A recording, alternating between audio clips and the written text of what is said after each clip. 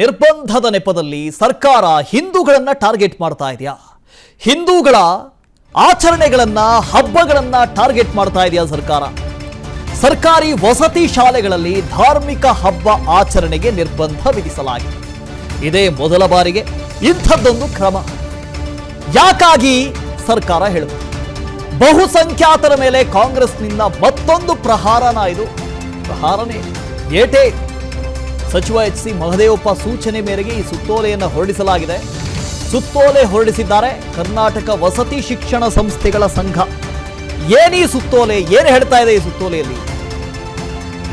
Ugadi, Sankranti, Ramzan, Christmas, Eid Milad ಎಲ್ಲದಕ್ಕೂ break ಬಿತ್ತು. ರಾಷ್ಟ್ರೀಯ ಹಬ್ಬಗಳ ಆಚರಣೆಗೆ ಮಾತ್ರ ಸರ್ಕಾರ ಅವಕಾಶವನ್ನು ಮಾಡಿಕೊಟ್ಟಿದೆ. ಧಾರ್ಮಿಕ ಹಬ್ಬ ಆಚರಿಸಿದ್ರೆ ಪ್ರಿನ್ಸಿಪಾಲರು, ಸಿಬ್ಬಂದಿ ಅವರ ವಿರುದ್ಧ ಕ್ರಮ ತಗೋತೀವಿ ಅಂತ ಹೇಳಿದ. ರಾಜ್ಯದ ಎಲ್ಲಾ ಸರ್ಕಾರಿ ವಸತಿ ಶಾಲೆ, ವಸತಿ ಕಾಲೇಜುಗಳಿಗೆ ಈ ಸುತ್ತೋಲೆಯನ್ನು ಹೊರಡಿಸಲಾಗಿದೆ. ಈ ಹಿಂದೆ ಆಯಾಯ ಹಬ್ಬಗಳನ್ನು ಆಚರಣೆ ಮಾಡ್ತಾ ಇದ್ರು. ಆದರೆ ವಸತಿ ಶಾಲೆಗಳಲ್ಲಿ ರಂಜಾನು, ಕ್ರಿಸ್ಮಸ್ಸು, ಈದ್ ಮಿಲಾದು ಈ ಥರದೆಲ್ಲ ಆಚರಣೆ ಮಾಡ್ತಾ ಇರಲಿಲ್ಲ. ಅದು ಆಚರಣೆ ಮಾಡೋದಕ್ಕೂ ಆಗೋದಿಲ್ಲ. ಆದರೆ ಈ ಗಣೇಶ ಹಬ್ಬ, ಯುಗಾದಿ, ಸಂಕ್ರಾಂತಿ ಮೊದಲಿಂದಲೂ ಆಚರಣೆ ಮಾಡ್ಕೊಂಡು ಬಂದಿದ್ದಾರೆ. ಆದರೆ ಈಗ ಸರ್ಕಾರ ಒಂದು ಹೊಸ ಸುತ್ತೋಲೆಯನ್ನು ಹೊರಡಿಸಿದೆ. ಆ ಸುತ್ತೋಲೆಯಲ್ಲಿ ಯುಗಾದಿ ಆಗಲಿ, ಸಂಕ್ರಾಂತಿ ಆಗಲಿ, ರಂಜಾನ್ ಆಗಲಿ ಯಾವುದನ್ನು ನೀವು ಆಚರಣೆ ಮಾಡಬೇಡಿ ಅಂತ ಹೇಳಿದೆ. ಆದರೆ ಕೇವಲ ಒಂದು ಧರ್ಮಕ್ಕೆ ಮಾತ್ರ ಯಾಕೆ ಟಾರ್ಗೆಟ್ ಮಾಡ್ತಾ ಇದೆ ಈ ಸರ್ಕಾರ? ಹನುಮಂತು ಮಾತಾಡ್ತಾರೆ ಇದ್ರ ಬಗ್ಗೆ. ಹನುಮಂತು, ಪದೇ ಈ ಸರ್ಕಾರ ಅಸ್ತಿತ್ವಕ್ಕೆ ಬಂದ ತಕ್ಷಣ ಪೊಲೀಸರನ್ನು ಕರೀತಾರೆ. ಪೊಲೀಸ್ ಇಲಾಖೆ ಮೀಟಿಂಗ್ ಅಂತ ಹೇಳ್ತಾರೆ. ಆ ಮೀಟಿಂಗ್ನಲ್ಲಿ ಡಿ.ಕೆ. ಶಿವಕುಮಾರ್ ಭಾಗಿಯಾಗಿರ್ತಾರೆ, ಪರಮೇಶ್ವರ್ ಅವರು ಭಾಗಿಯಾಗಿರ್ತಾರೆ, ಸಿದ್ದರಾಮಯ್ಯನವರು ಇರ್ತಾರೆ. ಕೇಸರಿ ಶಾಲ್ಗಳನ್ನು ಹಾಕೊಳ್ಳಂಗಿಲ್ಲ. ಪೊಲೀಸರ ಮೈ ಮೇಲೆ ಕೇಸರಿ ಶಾಲನ್ನು ನೋಡಿದ್ರೆ ಗೊತ್ತಲ್ಲ ಅಂತ ಹೇಳಿದರು, ವಾರ್ನಿಂಗ್ ಕೊಟ್ಟಿದ್ರು. ಅದಾದ ಬಳಿಕ ಇನ್ನೊಂದು ಕಡೆಯಿಂದ ಈ ಹಿಂದಿನ ಸರ್ಕಾರ ಇದ್ದಾಗ ಹಿಜಾಬು, ಬುರ್ಕಾ ಈ ಥರದ್ದೇನೇನೋ ಬಂತು. ಧಾರ್ಮಿಕ ಸ್ವಾತಂತ್ರ್ಯ, ಆ ಧಾರ್ಮಿಕ ಸ್ವಾತಂತ್ರ್ಯ ನಾವು ಕೈ ಹಾಕಂಗಿಲ್ಲ. ಹನುಮಧ್ವಜದ ವಿವಾದ ಬರುತ್ತೆ. ಆ ಹನುಮಧ್ವಜವನ್ನು ಇಳಿಸಿ ರಾತ್ರೋರಾತ್ರಿ ಅದನ್ನು ಏನೋ ಮಾಡಿ ಒಂದು ದೊಡ್ಡ ಹೈಡ್ರಾಮಾನೇ ನಡೆದು ಹೋಗುತ್ತೆ. ಸರ್ಕಾರ ಸೆನ್ಸಿಟಿವ್ ಆಗಿರಬೇಕು, ಸೂಕ್ಷ್ಮ ಮನಸ್ಸುಳ್ಳಂಥ ಸರ್ಕಾರ ಇರಬೇಕು, ಸೂಕ್ಷ್ಮ ಸಂವೇದನೆ ಇರಬೇಕು ಒಂದು ಸರ್ಕಾರಕ್ಕೆ. ಯಾಕೆ ಈ ಸರ್ಕಾರ ಆ ಸಂವೇದನೆಯನ್ನು ಕಳ್ಕೊಳ್ತಾ ಇದೆ ಅಂತ ಹನುಮಂತ? ವಾಸುದೇವ್, ಸಂವಿಧಾನದತ್ತವಾಗಿ ಯಾವುದೇ ಸರ್ಕಾರಿಯ ಇಲಾಖೆ ಆಗಿರ್ಬೋದು, ಸರ್ಕಾರಿ ಶಾಲಾ ಕಾಲೇಜುಗಳಾಗಿರ್ಬೋದು, ಸಹಜವಾಗಿ ಧಾರ್ಮಿಕ ಹಕ್ಕು ಅನ್ನುವಂಥದ್ದೇನಿದೆ ಅದು ವೈಯಕ್ತಿಕವಾಗಿರುತ್ತೆ. ಯಾರ್ದು ಕೂಡ ಸಂಸ್ಥೆಗಳಲ್ಲಾಗಿರೋ ಅಥವಾ ಡಿಪಾರ್ಟ್ಮೆಂಟ್ಗಳಲ್ಲಾಗಿ ಬಳಸಬಾರ್ದು ಅನ್ನೋಂಥ ವಾದವನ್ನ ಈಗ ಕಾಂಗ್ರೆಸ್ ಇಡ್ತಾ ಇರುವಂತದ್ದು. ಇದೇ ಕಾರಣಕ್ಕಾಗಿ ಪೊಲೀಸ್ ಇಲಾಖೆ ಹಾಕಿರುವಂತಹ ಕೇಸರಿ ಶಾಲು ವಿಚಾರಕ್ಕೂ ಕೂಡ ಪ್ರಶ್ನೆ ಮಾಡಲಾಗಿತ್ತು. ಅದರ ಜೊತೆಗೆ ಇವತ್ತಿನ ವಿಚಾರಕ್ಕೆ ಬರೋದಾದ್ರೆ, ಕರ್ನಾಟಕ ವಸತಿ ಶಾಲೆಗಳಲ್ಲಿ ಯಾವುದೇ ಧಾರ್ಮಿಕ ಏನು ಆಚರಣೆಗಳ ಹಬ್ಬಗಳನ್ನ ಮಾಡಬಾರದು, ರಾಷ್ಟ್ರೀಯ ಹಬ್ಬಗಳನ್ನ ಮಾಡಬೇಕು ಅನ್ನೋ ಒಂದು ಆದೇಶವನ್ನ ಈಗ ಕರ್ನಾಟಕ ವಸತಿ ಶಿಕ್ಷಣ ಸಂಸ್ಥೆಗಳ ವಸತಿ ಶಾಲೆಗಳ ಸಂಘ ಈಗ ಆದೇಶವನ್ನು ಹೊರಡಿಸಿರುವಂತದ್ದು. ಈ ಒಂದು ಆದೇಶ ಎಚ್.ಸಿ. ಮಹದೇವಪ್ಪ ಅವರ ಸೂಚನೆ ಮೇರೆಗೆ ಹೊರಡಿಸಿರುವಂತದ್ದು. ಸಹಜವಾಗಿ ಇಲ್ಲಿ ಬರುವಂತಹ ಪ್ರಶ್ನೆ, ಸರ್ಕಾರಿ ಶಾಲೆಗಳಾಗಿರ್ಬೋದು ಮತ್ತೆ ವಸತಿ ಶಾಲೆಗಳಲ್ಲಾಗಿರ್ಬೋದು ಸಹಜವಾಗಿ ಆಚರಣೆ ಆಗ್ತಾ ಇರುವಂತದ್ದು ಯಾವ ಹಬ್ಬಗಳು ಅನ್ನೋಂಥದ್ದಾದ್ರೆ, ಒಂದು ಗಣೇಶನ್ನ ಕೂರಿಸುವಂತಹ ಹಬ್ಬ ಆಗಿರ್ಬೋದು, ಸರಸ್ವತಿ ಪೂಜೆ ಆಗಿರ್ಬೋದು. ಹೀಗೆ ಹಿಂದೂ ಧಾರ್ಮಿಕ ಬಹುಸಂಖ್ಯಾತರ ಹಬ್ಬಗಳ ಆಚರಣೆಗಳು ಸಾಕಷ್ಟು ಶಾಲೆಗಳಲ್ಲಿ ಆಗ್ತಾ ಇತ್ತು. ರಂಜಾನ್ ಕೂಡ ತೀರಾ ಕಡಿಮೆ ಪ್ರಮಾಣದಲ್ಲಿ ಆಚರಣೆ ಮಾಡಲಾಗ್ತಾ ಇತ್ತು. ಆದ್ರೆ ನೇರವಾಗಿ ವಸತಿ ಶಾಲೆಗಳಲ್ಲಿ ಯಾವುದೇ ರೀತಿಯ ಅಂದ್ರೆ ಕರ್ನಾಟಕ ವಸತಿ ಶಾಲೆಗಳ ಸಂಘದ ವ್ಯಾಪ್ತಿಯಲ್ಲಿ ಬರುವಂತಹ ಕಿತ್ತೂರು ರಾಣಿ ಚೆನ್ನಮ್ಮ ಶಾಲೆ ಇರಬಹುದು, ಮುರಾರ್ಜಿ ದೇಸಾಯಿ ಶಾಲೆ ಇರಬಹುದು, ಈ ಶಾಲೆಗಳಲ್ಲಿ ವ್ಯಾಪ್ತಿಯಲ್ಲಿ ಎಲ್ಲೂ ಕೂಡ ಆಚರಣೆಯನ್ನು ಮಾಡಬಾರದು.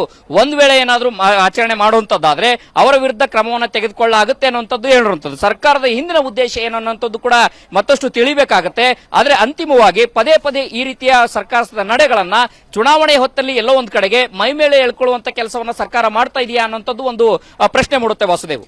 ಹನುಮಂತು, ಸಂವಿಧಾನ ಅಂತ ಹೇಳ್ತಾರೆ, ಸಂವಿಧಾನದಲ್ಲಿ ಸಮಾನತೆ ಇನ್ನೊಂದು ಮತ್ತೊಂದು ಎಲ್ಲನೂ ಹೇಳ್ತಾರೆ, ಓಕೆ ಫೈನ್.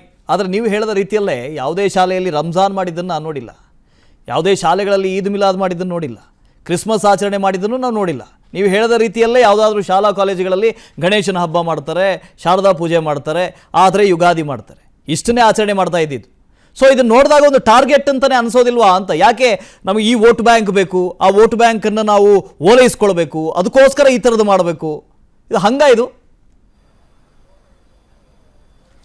ಖಂಡಿತ ಆ ರೀತಿಯ ಒಂದು ಚರ್ಚೆ ಖಂಡಿತ ರಾಜಕೀಯ ವಲಯದಲ್ಲಿ ನಡೆಯುತ್ತೆ. ಯಾಕೆಂತ ಹೇಳಿದ್ರೆ ಚುನಾವಣಾ ಹೊತ್ತಿನಲ್ಲಿ ಒಂದು ಸಮುದಾಯದ ತುಷ್ಟೀಕರಣ ಮತ್ತೆ ಆ ಸಮುದಾಯವನ್ನ ಮತ್ತಷ್ಟು ವಿಶ್ವಾಸಕ್ಕೆ ಪಡೆಯಬೇಕು, ಅದನ್ನ ಪಕ್ಷದ ಪರವಾಗಿ ನಿಲ್ಲುವಂತ ರೀತಿಯಲ್ಲಿ ಮಾಡಲಿಕ್ಕೆ ಒಂದು ರೀತಿಯ ಎಲ್ಲಾ ರೀತಿಯ ಪ್ರಯತ್ನಗಳು ಎರಡೂ ಪಕ್ಷಗಳು ಮಾಡುತ್ತವೆ. ಹಿಂದೂಗಳ ಮತಗಳನ್ನ ಓಲೈಕೆ ಮಾಡ್ಕೊಳ್ಳಕ್ಕೆ, ಅದನ್ನ ಕಬ್ಜಾ ಮಾಡ್ಕೊಳ್ಳಕ್ಕೆ ಬಿಜೆಪಿ ಪ್ರಯತ್ನ ಮಾಡಿದ್ರೆ, ಅದೇ ರೀತಿ ವಿವಿಧ ಸಮುದಾಯಗಳ ಜೊತೆಗೆ ಮುಸ್ಲಿಂ ಸಮುದಾಯದ ಹಿತ ಕಾಯುವಂತ ಕೆಲಸವನ್ನು ಕೂಡ ಕಾಂಗ್ರೆಸ್ ಮಾಡ್ತಾ ಬಂದಿರುವಂತದ್ದು.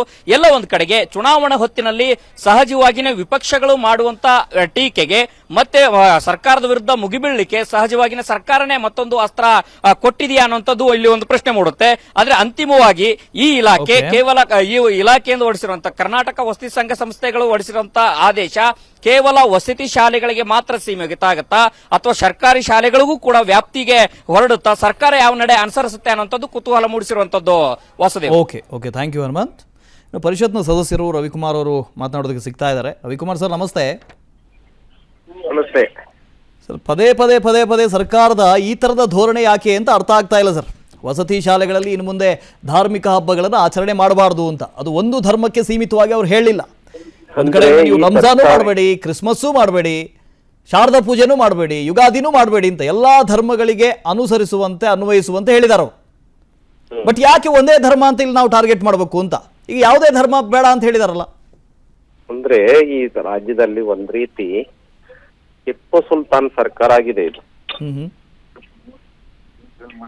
ಯಾಕೆಂದ್ರೆ ನಮ್ ದೇಶದಲ್ಲಿ ಬೇಡ, ನಾನು ಎಲ್ಲಾ ಹಬ್ಬಗಳಿಗೂ ರಜೆ ಕೊಡಿ, ಎಲ್ಲಾ ಹಬ್ಬಗಳನ್ನು ಸ್ಕೂಲ್ ಕಾಲೇಜಲ್ಲಿ ಮಾಡಿ ಅಂತ ನಾನು ಹೇಳ್ತಾ ಇಲ್ಲ. ಆದ್ರೆ ಕೆಲವುಗಳನ್ನ ಅದು ನಮ್ ಬಹಳಷ್ಟು ವರ್ಷಗಳಿಂದ ನಡ್ಕೊಂಡು ಬಂದಿದೆ.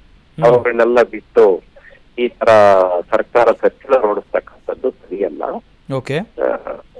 ಮತ್ತೆ ಇದೊಂದ್ ರೀತಿ ಸಂಪೂರ್ಣವಾಗಿ ಅಲ್ಪಸಂಖ್ಯಾತರಿಗೆ, ವಿಶೇಷವಾಗಿ ಮುಸಲ್ಮಾನ್ ಬಂಧುಗಳಿಗೆ, ಮುಸಲ್ಮಾನ್ ಯಾರು ಡಿಮ್ಯಾಂಡ್ ಮಾಡಿರಲ್ಲ, ಆದ್ರೆ ಕೆಲವರು ಅಲ್ಲ, ಇಲ್ಲಿ ಈ ಸುತ್ತೋಲೆಯಲ್ಲಿ ಮುಸಲ್ಮಾನರು ನಿಮ್ಮ ಹಬ್ಬಗಳನ್ನು ಶಾಲೆಯಲ್ಲಿ ಆಚರಿಸಬೇಡಿ ಅಂತ ಹೇಳಿದ್ದಾರೆ, ಕ್ರಿಶ್ಚಿಯನ್ಸ್ ನೀವು ಆಚರಿಸಬೇಡಿ ಅಂತ ಹೇಳಿದ್ದಾರೆ, ಎಲ್ಲಾ ಧರ್ಮಗಳಿಗೆ ಅಂತ ಹೇಳಿದ್ದಾರೆ ಅವರು. ಏನಕ್ಕೆ ಈ ಪರಂಪರೆ ಏನ್ ಬಂದಿತ್ತು? ಈ ಕೆಲವೆಲ್ಲ ಹಬ್ಬಗಳನ್ನ ಆಚರಿಸ್ಬೇಕು, ಪ್ರಜಾ ಅದು ಇಡೀ ನಾಡೇ ಹಬ್ಬ ಆಚರಿಸ್ತಾ ಇರತ್ತೆ. ಸ್ಕೂಲ್ ಕಾಲೇಜುಗಳಲ್ಲಿ ಯಾಕೆ ಹೊರತುಪಡಿಸ್ತಾ ಇದ್ದಾರೆ? ಇಡೀ ನಾಡೇ ದೇಶವೇ ಆಚರಣೆ ಮಾಡ್ತಾ ಇರತ್ತೆ. ಯಾಕೆ ರದ್ದು ಮಾಡಿದ್ರು? ಇದು ಸರಿಯಲ್ಲ. ಇದು ಒಂದು ರೀತಿ ಒಂಥರ ಟಿಪ್ಪು ಸುಲ್ತಾನ್ ದರ್ಬಾರ್ ಆಗಿದೆ ಇದು. ಅಲ್ಲ, ಈ ಹಿಂದೆ ಬಿಜೆಪಿ ಸರ್ಕಾರ ಇದ್ದಂಥ ಸಂದರ್ಭದಲ್ಲಿ ತಾವು ಹೇಳಿದ್ರಿ ಶಾಲೆಗಳ ಆವರಣಕ್ಕೆ ನೀವು ಮುಸಲ್ಮಾನರು ಹಾಕೊಂಡು ಹೋಗಂಗಿಲ್ಲ, ಬುರ್ಕಾ ಹಾಕಬಾರ್ದು, ಹಿಜಾಬ್ ಹಾಕಬಾರ್ದು, ಈ ತರದ್ರೆಲ್ಲ ಹೇಳಿದ್ರಿ. ಆಗ ಅವರು ಹೇಳಿದ್ರು ಹಾಗಾದ್ರೆ ಗಣೇಶ ಹಬ್ಬ ಆಚರಣೆ ಮಾಡ್ತಾರೆ, ಕುಂಕುಮ ಹಾಕೊಂಡ್ಬರ್ತಾರೆ, ಇದನ್ನೆಲ್ಲ ನಿಷೇಧ ಮಾಡೋದಕ್ಕಾಗತ್ತಾ ಅಂತ ಕೇಳಿದ್ರು. ಗಣಪತಿ ಹಬ್ಬ 100 ವರ್ಷಗಳಿಂದ ನಡ್ಕೊಂಡು ಬಂದಿದೆ. ಉದಾಹರಣೆಗೆ ಯಾವುದೇ ಹಬ್ಬದಲ್ಲೂ ಗಣಪತಿ ಇಟ್ಟು ಮುಂದೆ ಯಾವುದೇ ಕಾರ್ಯಕ್ರಮ ಮಾಡ್ತಾರೆ. ಗಣಪತಿ ಹಬ್ಬ ಇದು ಬಹಳ ಗಣಪತಿ, ಸರಸ್ವತಿ ಇವೆಲ್ಲ ಸ್ಕೂಲು ಕಾಲೇಜುಗಳಲ್ಲಿ ನಡ್ಕೊಂಡು ಬಂದಿರ್ತಕ್ಕಂಥ ವಿಷಯ. ಹಾಗಾಗಿ ಇದನ್ನ ಮಾಡ್ತಿರ್ತಕ್ಕಂಥದ್ದು ಸರಿಯಲ್ಲ. ಓಕೆ ಥ್ಯಾಂಕ್ ಯು ಸರ್ ನಮ್ಮ ಜೊತೆ ಮಾತನಾಡಿದಕ್ಕೆ. ಆದರೆ ಇಲ್ಲಿ ನೀವು ಒಂದು ಗಮನಿಸಬೇಕು, ಯಾವ ಹಬ್ಬವನ್ನು ಈ ಹಿಂದಿನಿಂದಲೂ ಆಚರಿಸ್ಕೊಂಡು ಬರ್ತಾ ಇದ್ರು. ಹೆಚ್ಚಿನ ವಸತಿ ಶಾಲೆಗಳಲ್ಲಿ ಯಾವ ಹಬ್ಬ ಆಚರಣೆಗೆ ಬರ್ತಾ ಇತ್ತು? ಯಾರಾದ್ರು ರಂಜಾನ್ ಆಚರಣೆ ಮಾಡ್ತಾ ಇದ್ರಾ? ವಸತಿ ಶಾಲೆಗಳಲ್ಲಿ ಕ್ರಿಸ್ಮಸ್ ಮಾಡ್ತಾ ಇದ್ರಾ? ಅವ್ರು ಚರ್ಚಲ್ಲಿ ಮಾಡ್ತಾರೆ. ಶಾಲೆಗೆ ಬಂದು ಯಾರು ಆಚರಣೆ ಮಾಡ್ತಾ ಇದ್ರು? ಶಾಲೆಗಳಲ್ಲಿ, ಕಾಲೇಜುಗಳಲ್ಲಿ, ವಸತಿ ಶಾಲೆಗಳಲ್ಲಿ ಆಚರಣೆ ಮಾಡ್ತಾ ಇದ್ದಿದ್ದೆ ಶಾರದಾ ಪೂಜೆ, ಗಣೇಶ ಹಬ್ಬ, ಯುಗಾದಿ. ಒಂದು ಕೋಮನ್ನು, ಒಂದು ಧರ್ಮವನ್ನು ಟಾರ್ಗೆಟ್ ಮಾಡಿ ಯಾಕೆ ಈ ಸರ್ಕಾರ ಇಷ್ಟು ಇನ್ಸೆನ್ಸಿಟಿವ್ ಆಗಿ ನಡ್ಕೊಳ್ತಾ ಇದೆ ಅಂತ ಗೊತ್ತಾಗ್ತಾ ಇಲ್ಲ. ಅನುಕ್ಷಣದ ಸುದ್ದಿಗಳಿಗಾಗಿ ವಿಸ್ತಾರ ನ್ಯೂಸ್ ಯೂಟ್ಯೂಬ್ ಚಾನೆಲ್ ಸಬ್ಸ್ಕ್ರೈಬ್ ಮಾಡಿ. ಹೊಸ ಸುದ್ದಿಗಳ ನೋಟಿಫಿಕೇಶನ್ಗಾಗಿ ಬೆಲ್ ಐಕಾನ್ ಕ್ಲಿಕ್ ಮಾಡಿ. ಲೇಟೆಸ್ಟ್ ಅಪ್ಡೇಟ್ಸ್ಗಾಗಿ www.vistaranews.com ವೆಬ್ಸೈಟ್ಗೆ ವಿಸಿಟ್ ಮಾಡಿ. ಅಂಗೈಯಲ್ಲೇ ಜಗತ್ತಿನ ಸುದ್ದಿ ತಿಳಿಯಲು ವಿಸ್ತಾರ ನ್ಯೂಸ್ ಕನ್ನಡ ಆಪ್ ಡೌನ್ಲೋಡ್ ಮಾಡಿ.